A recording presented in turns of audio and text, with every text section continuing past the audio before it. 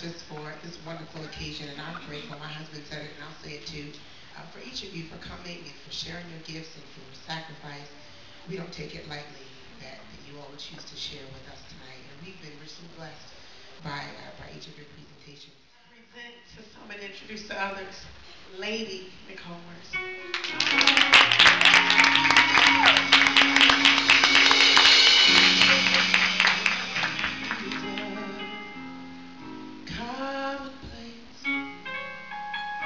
All kinds of diseases, people are slipping away.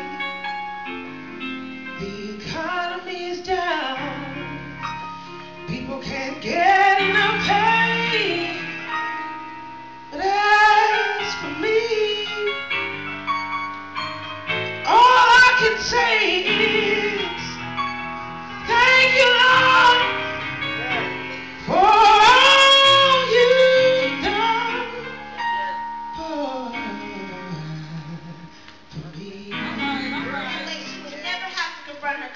she would never have to confront her guilt. But see, just like David with his slingshot, this giant will fall to the ground. And all of her walls of insecurities will come tumbling down. All it takes is for someone to see and pray for her in her area of weakness.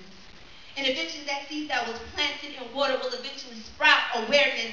An awareness of how much God loves her and how much he desires to dwell within. He desires to be the source of her strength and the antidote to her sin. See, she needs to know that our God is a forgiving God who can make her whole again. Doesn't need to be cast off as a lost cause and thrown back into the world of sin. No, see, prayer is the best gift anyone could probably ever give her, because it could change situations in her life even when she's unaware. See, all she knows is that she was given a baton and told to run. But nobody ever told her that this baton was dirty. This baton was filthy and had no evidence of the Father, the Spirit, nor the Son. Thank you so much. Vital nerves and veins, so let me just take a few steps back. But know that Christians being afraid to step on toes is the reason why our leadership is under attack. So let my steady hands perform an operation that will rid the church of these. Forget what God says. This is what I do. And transplant the pulpit of men of God who will come straight from the word and be humble spiritual teachers. And coming to church to parade and be seen as in fashion shows is why I make my next incision. Know that Christ examines the heart of a man, not his 6-piece suit. It's a relationship, not a religion. So don't think because of your perfect Sunday school attendance record on Judgment Day, your soul won't hurt. Depart from me, I know you're not as much as saved, but most of you are simply plain church. Faith without works, constantly spreading dirt as we sit here gossiping within God's pews, twisting the scripture, avoiding the word because it doesn't quite fit inside of our views. Grace, we abuse and we continuously lose as we choose to walk down the same old path, refusing to strap on God's full armor of protection. But know that repenting is not just saying I'm sorry, it's turning away from sin and walking the other direction that you second guessing, half-stepping without confessing, wondering why you missed your lesson. Well, wayward friends, stay away from the one. John said, well, I already learned my lesson. So you keep listening to Oprah and Dr. Phil, clinging on to every bit of worldly advice that they keep giving, but know you cannot dibble dabble in the sins of this world and still believe that your spirit is living. So unlike other surgeons, I humbly pray that your flesh will die here tonight upon my operating table.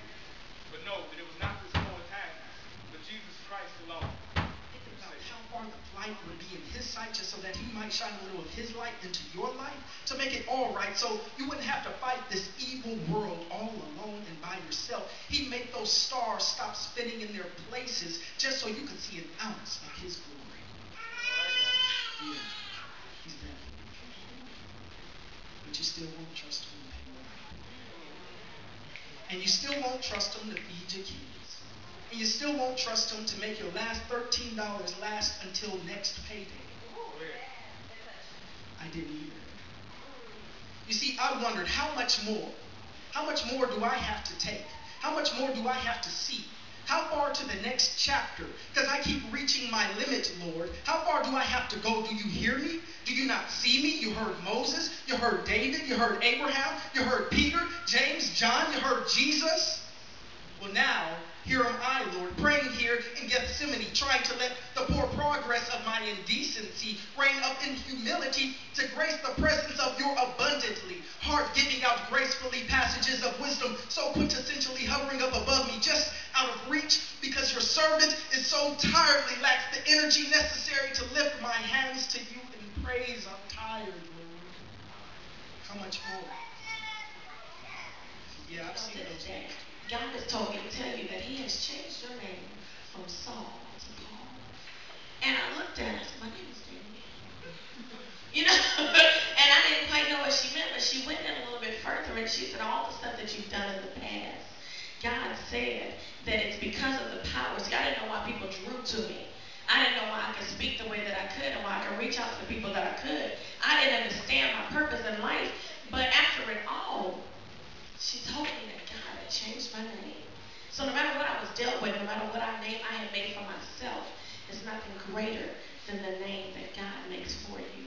I see you when you say it's okay. Oh, oh, oh, Jesus. Yes, it's quite all right. I love you, Jesus. I want to hold you tight. I love you, Jesus. I trust in you when you say it's okay.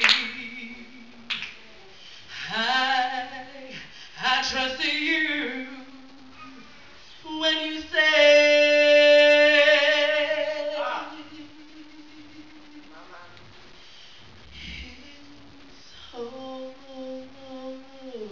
okay. So I'm pressing towards my destiny. Yes. Won't let the enemy get the best of me. Got the Holy Spirit possessing me. The presence of God arrested me. And he's dressing me in his holiness. My life's no longer a mess. I must confess, I'm stronger now.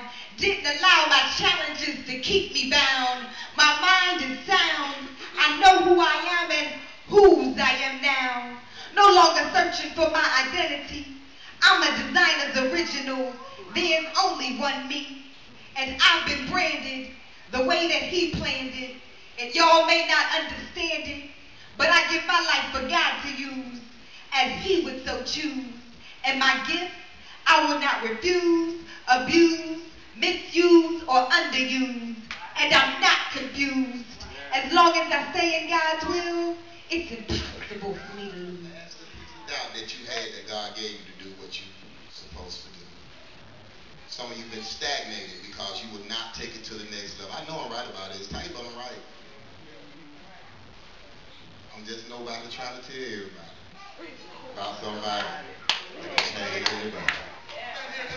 But my main calling is to preach and teach each and every single body about somebody who can save anybody. But most of us just want some slick Rick religion. We just want to hear a bunch of lottie-dottie that makes us party. But regardless of the occasion, I preach the gospel from the open mic to the pulpit, and I stay away from the pretty wordplays and politics because I really don't have time for the politics. And even in saying this, I hear some spiritual and poetic peers saying that I have no clue.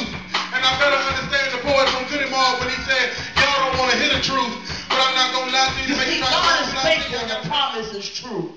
So the blessings of Abraham just had to come through. So they went through the hard times and they endured the pain, knowing that the next generation had to feel God's reign. And oh, were they right, slavery began to cease. And more black people, faith had increased. Still no peace, but it was quite all right. Because I heard the Spirit of God say, weeping only endures for a night.